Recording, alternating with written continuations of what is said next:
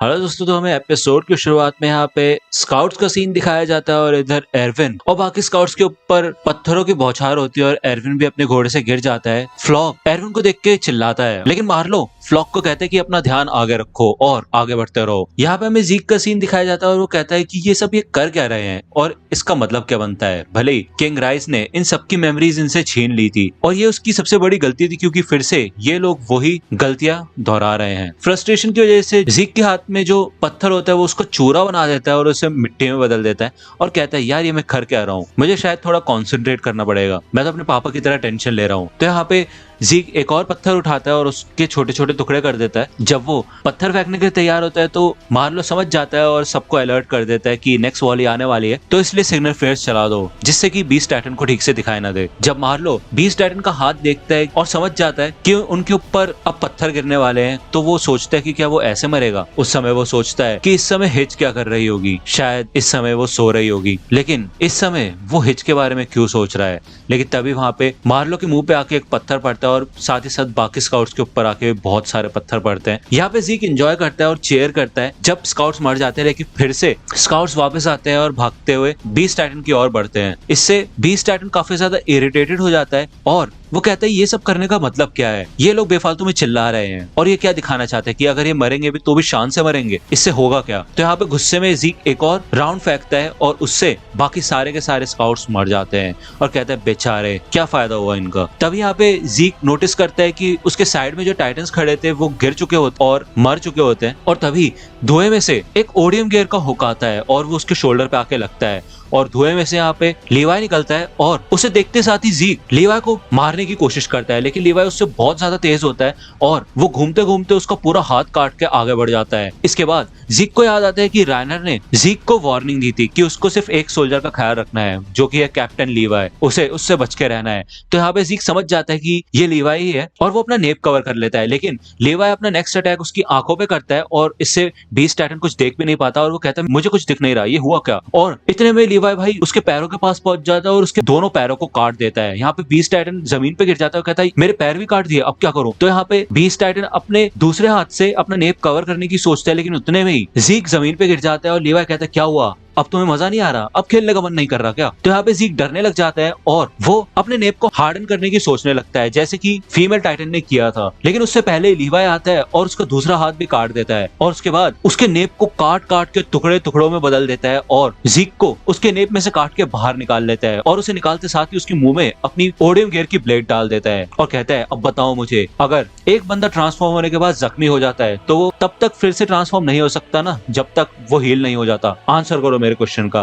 लेकिन यहाँ पे जीक कुछ बोल भी नहीं पाता क्योंकि उसके मुंह में ब्लेड होती है और लीवाई जानबूझ के उसके साथ ऐसा कर रहा होता है। भले वो सोचता है जीक को खत्म करने की, लेकिन उससे पहले उसको ये भी याद आता है कि अगर हमारा कोई सोल्जर मरने की हालात में होगा तो हम उसे इंजेक्शन लगा के बीस्ट टाइटन की ताकत छीन सकते हैं। तो यहाँ पे लीवाई एरविन को याद करता है, लेकिन तभी पीछे से यहाँ पे कार्ट टाइटन आ जाता है और लीवाई यहाँ पे बाल बाल बचता है। कार्ट टाइटन जीक को अपने मुंह में उठा के वहां से भागने लगता है। यहाँ पे जीक कहते हैं बहुत दर्द हो रहा है। लीवाई उन्होंने सही कहा था, तुम बहुत खतरनाक हो, लेकिन अब तुम भी बाकी सोल्जर्स की तरह मरने वाले हो क्योंकि तुम्हारी ब्लेड्स भी खत्म हो गई होंगी और तुमने अपनी सारी गैस भी यूज कर ली होगी।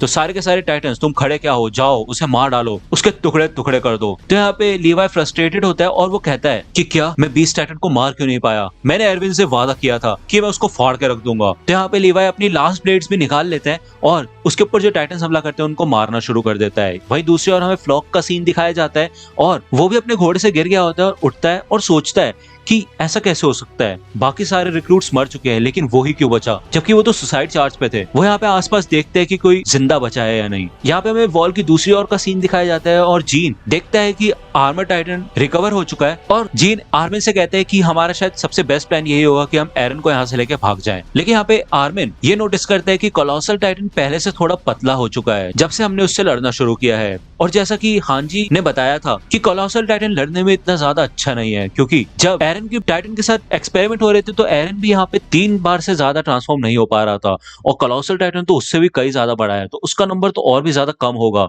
जब भी एक टाइटन अपनी ताकत का इस्तेमाल करता है तो उससे उसकी बॉडी की स्ट्रेंथ कम होती है, और यहाँ पे अगर हम कोलोसल टाइटन की बात करें तो वो तो पहले से इतना बड़ा है और ऊपर से वो स्टीम भी निकालता है, तो इसका मतलब कोलोसल टाइटन को फिर से ट्रांसफॉर्म होने में तो बहुत ज्यादा समय लगना चाहिए। तो इससे आर्मिन को एक आइडिया आता है और वो बाकी स्क्वाड को कह देता है कि तुम राइनर का ध्यान रखो और उसे एरन और बेटोड से दूर रखो, और दूसरी ओर एरन और मैं बेटोड को संभाल लेंगे। तो आर्मिन यहाँ पे दीवार के ऊपर आ जाता है और वो एरन की टाइटन के ऊपर चढ़ जाता है। वो अपने ओडियम गियर के हुक्स एरन की टाइटन बॉडी से कनेक्ट कर देता है जिससे कि वो नीचे न गिर जाए, और वो अपनी ब्लेड एरन के गले में इंसर्ट करता है। आर्मिन को यहाँ पे एहसास होता है कि अगर उसका ये प्लान काम कर गया तो उसके हिसाब से वो समुद्र कभी भी नहीं देख पाएगा, लेकिन बाहर की दुनिया के बारे में सोच के ही उसको इतना जोश आ रहा है और हिम्मत मिल रही है। जब वो एरन के अंदर अपनी ब्लेड डाल देता है तो वो उसको उठाने की कोशिश करने लग जाता है और एरन को अपना पूरा प्लान बताता है। वहीं हमें दूसरी ओर दिखाया जाता है कि वॉल्स के अंदर सभी स्काउट्स का वेट कर रहे होते हैं, और जैसा मार्लो ने सोचा होता है कि हिच सो रही होगी, लेकिन असलियत में हिच मार्लो का ही वेट कर रही होती है। तो दोस्तों, अगर आप अटैक ऑन टाइटन से रिलेटेड मर्चेंडाइज खरीदना चाहते हैं तो इन सब की लिंक आपको डिस्क्रिप्शन में मिल जाएगी, वहां से आप इनको खरीद सकते हैं। यहाँ पे जीन लीवाई स्कॉट को लीड करता है और कहता है कि हम आर्मर टाइटन से डायरेक्ट लड़ेंगे और रायनर को बेटोड से दूर रखेंगे। लेकिन यहाँ पे रायनर भागना शुरू कर देता है और स्काउट्स को बिल्कुल इग्नोर करके आगे निकल जाता है और सीधा एरन की ओर भागने लगता है। मिकासा देखती है कि रायनर उन्हें इग्नोर कर रहा है, तो इसलिए हमें अब रायनर को मारना ही पड़ेगा और कोई चारा नहीं है। तो यहाँ पे अपनी डायरेक्शन चेंज कर लेते हैं। मिकासा आगे जाती है और वो रायनर के पैरों में एक थंडर स्पेयर मारती है जिससे कि यहाँ पे रायनर लंगड़ाता हुआ नीचे गिरता है। भले ही जीन को ये पसंद नहीं आता कि मिकासा उसकी बात नहीं मान रही, लेकिन फिर भी वो ये मानता है कि अब हमें रायनर का ध्यान बटाने से कोई मतलब नहीं है। तो अभी हमारे स्क्वाड के पास सिर्फ 3 थंडर स्पेयर्स बचे हुए हैं। यहाँ पे रायनर कंफ्यूजन में इनको देखता है। वो कहता है ये हुआ क्या, इन्होंने मेरे को किसी चीज से मारा और वो भी सिंगल अटैक से मेरा पूरा पैर गायब हो गया। जब बेरटोल्ट ने रायनर से कहा होता है कि तुम उल्टे होके लेट जाओ और अपनी नेप को कवर कर लो क्योंकि यहाँ पे मैं सब कुछ भस्म करने वाला हूँ, तो उससे पहले की और बाद की मेमोरी रायनर को याद नहीं होती। लेकिन वो जब ऊपर देखता है तो उसे दिखाई देता है कि एरन वॉल के ऊपर बैठा हुआ है। इसका मतलब वॉरियर्स के पास अभी भी जीतने का एक चांस है। तो अगर रायनर इन सबको मार देता है तो वो वापस बेटोड के पास जाके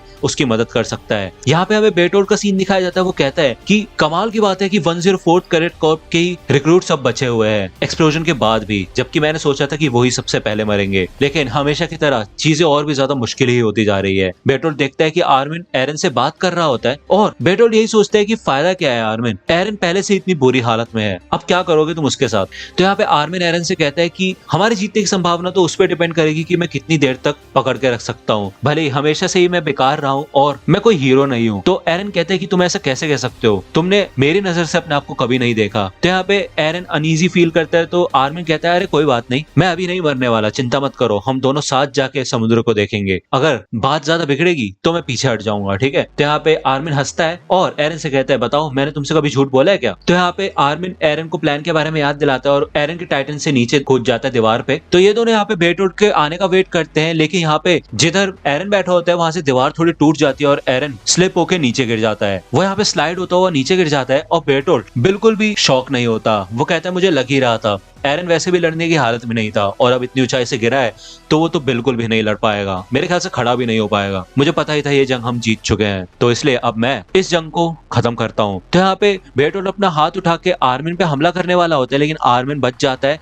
और कूद के कोलोसल टाइटन की बॉडी के ऊपर ओडियम गियर का इस्तेमाल करके जाता हुआ उसके फेस के सामने आ जाता है। बेटोड कहता है कि कमाल है आर्मिन, तुम बहुत अच्छे से लड़े अंत तक। और यहाँ पे बेटोड अपनी स्टीम ऑन कर देता है और भाई एकदम तगड़ी स्टीम यहाँ से निकलने लग जाती है। मिकासा ये ब्लास्ट देखती है और उसको यहाँ पे एरन और आर्मिन की चिंता हो रही होती है, लेकिन वो कहती है कि नहीं, वो उनका काम है, एरन और आर्मिन बेटोड को संभालेंगे, मुझे यहाँ पे रायनर पे फोकस देना है। तो यहाँ पे जीन ने एक प्लान बनाया होता है जिससे कि रायनर को खत्म किया जा सके। जीन सबसे पहले खुद ही रायनर के पीछे से जाता है एक चारे की तरह, जिससे कि आगे से कॉरी और साशा रायनर के ऊपर हमला कर सके अपने थंडर स्पेयर से। वो अपना थंडर स्पेयर मार के रायनर का जबड़ा तोड़ सकते हैं जिससे कि उसका मुंह खुला रह जाएगा और मिकासा अपने तीसरे और आखिरी थंडर स्पेयर का इस्तेमाल करके उसके गले में थंडर स्पेयर चला के उसका नेप उड़ा सकती है। भले ऐसा लग रहा था कि ये प्लान काम करेगा, लेकिन जब जीन रायनर के पीछे आता है और रायनर उससे बचने की कोशिश करता है तो वो पूरा घर वहां पे तोड़ देता है और उसमें वो जो मलबा होता है वो साशा को लगता है, जिससे कि साशा को चोट लग जाती है और साशा का थंडर स्पेयर नहीं चल पाता, या फिर मैं कहूँ निशाने पे नहीं लग पाता। वही दूसरी ओर कॉनी अपना निशाना लगा देता है, लेकिन उससे सिर्फ रायनर का सिर्फ लेफ्ट साइड का जबड़ा ही टूटा होता है। यहाँ पे मिकासा काफी शॉक हो जाती है और वो सोचती है कि अब हमारा प्लान कैसे काम आएगा, मेरे पास तो सिर्फ एक ही थंडर स्पेयर बचा है, इसका मतलब हम कुछ नहीं कर सकते। लेकिन नहीं, मैं ऐसे हार नहीं मानूंगी, मैं रायनर की ऐसी तैसी करके रहूंगी। थी। यहाँ पे बेटोल्ड सोच रहा होता है कि आर्मिन इतनी देर से यहीं पे कैसे टंगा हुआ है, अभी तक तो स्टीम की वजह से उसका हुक टूट जाना चाहिए था, और इतनी गर्मी है ये झेल कैसे पा रहा है। लेकिन हमें बताया जाता है कि आर्मिन ने कोलोसल टाइटन की दांतों पे अपने हुक्स अटैच कर रखे होते हैं, और जैसे कि उसने सोचा था कि जब भी कोलोसल टाइटन स्टीम एमिट करता है तो वो अपने मसल्स को जलाता है, ना कि स्केलेटन को। दांतों पे निशाना लगाने की वजह से ही वो छूट नहीं रहा, अगर वहीं उसने मसल्स पे निशाना लगाया होता तो अभी तक वो छूट चुका होता। साथ ही साथ जब कोलोसल टाइटन इतनी स्टीम निकाल रहा होता है तो वो हिल भी नहीं सकता। भले यहाँ पे आर्मिन को बहुत ज्यादा दर्द हो रहा होता है और वो पूरी तरह से भुनना शुरू हो जाता है, लेकिन आर्मिन यही सोचता है कि उसको अभी एरन को और समय देना है और उसे थोड़ा जूझना ही पड़ेगा। बेटोल्ड यही सोचता है कि आर्मिन इतना कमाल का है और इतना समझदार है, लेकिन उसके बाद भी उसके पास यही प्लान था जिंदा जल के मरने का। या आर्मिन करना क्या चाहता है, क्या ये मेरा ध्यान बटाना चाहता है? लेकिन नहीं, यहाँ पे जब बेटोल्ड नीचे देखता है तो एरन का टाइटन अभी भी नीचे ही पड़ा होता है और उसे अच्छे से पता होता है कि बाकी सारे स्काउट्स रायनर से लड़ रहे हैं। तो यहाँ पे बेटोल्ड समझ जाता है कि आर्मिन बस बेफालतू की मेहनत कर रहा है, तो उसको इतना तड़पाने से अच्छा है कि मैं उसे जल्दी मार दूं। यहाँ पे बेटोल्ड अपनी स्टीम की पावर और भी ज्यादा बढ़ा देता है, जिससे कि आर्मिन के कपड़े, बाल, स्किन सब जलने लग जाते हैं। यहाँ पे आर्मिन अपनी पूरी कोशिश करता है अपने आप को वही रोके रखने की, लेकिन जब उसकी बॉडी उसका साथ नहीं देती तो वो यही कहता है कि अब मैं सब कुछ तुम्हारे ऊपर छोड़ता हूँ एरन, मेरे सपने, मेरी जिंदगी, और मुझे पूरी उम्मीद है कि तुम मेरी तरफ से ही समुद्र में जाओगे, अब तुम सब संभालो। तो यहाँ पे जब आर्मिन बिल्कुल भी कंट्रोल नहीं कर पाता तो वो अपना ओडियम गियर छोड़ देता है और उसकी जली हुई बॉडी दूर जाके एक घर की छत पे गिरती है। यहाँ पे दूसरी ओर कॉनी मिकासा को रोकता है और कहता है ये बहुत खतरनाक हो सकता है, तुम उसके ऊपर ऐसे अटैक नहीं कर सकती। लेकिन कहीं से एक सोल्जर आ जाता है और वो अपने थंडर स्पेयर का इस्तेमाल करके रायनर का दूसरे ओर का जबड़ा भी तोड़ देता है, जिससे रायनर का पूरा मुंह खुला रह जाता है। यहाँ पे मिकासा देखती है कि वो सोल्जर और कोई नहीं बल्कि हांजी खुद होती है और वो कहती है कि मिकासा ये तुम्हारा चांस है, जल्दी जाओ और उसकी ऐसी तैसी कर दो। यहाँ पे मिकासा जल्दी से जाती है और रायनर के मुंह में आ जाती है और अपना थंडर स्पेयर उसके गले में चला देती है। जैसे वो थंडर स्पेयर एक्सप्लोड होता है वैसे ही रायनर अपनी नेप से बाहर निकल के दूर गिरता है। अब क्योंकि यहाँ पे आर्मिन हट चुका होता है तो बेटोल्ड अपने नॉर्मल प्लान पे आता है और वो कहता है कि अब बस मेरे को एरन को संभालना है और घोड़ों को खत्म करना है। लेकिन जब वो नीचे देखता है तो वहाँ पे एरन नहीं होता बल्कि एरन का हार्डन टाइटन होता है, और तभी कोलोसल टाइटन के पीछे यहाँ पे एरन अपने ओडियम गियर का इस्तेमाल करके ऊपर आता है, अपनी ब्लेड्स बाहर निकालता है और कोलोसल टाइटन का नेप काट देता है और उस नेप में से वो बेटोल्ड को खींच के बाहर निकाल लेता है। यहाँ पे बेटोल्ड को रियलाइज होता है कि इसका मतलब सच में एरन ऐसे एक्ट कर रहा था कि वो हिल नहीं सकता और आर्मिन बस मेरा ध्यान बटा रहा था, जिससे कि एरन जल्दी से हार्डन होकर गेट भी बंद कर दे और कोलोसल टाइटन की स्टीम में छुप के पीछे से आके अटैक करे। यहाँ पे कोलोसल टाइटन नीचे गिरने लग जाता है क्योंकि अब बेटोल्ड उसके अंदर नहीं होता, और अब हमें इसके थोड़ी देर बाद का सीन दिखाया जाता है जहाँ पे एरन एक छत पे होता है और वो बेटोल्ड को घसीट रहा होता है। यहाँ पे बेटोल्ड के हाथ और पैर दोनों ही नहीं होते। एरन मन में ये सोचता है कि मुझे लग ही रहा था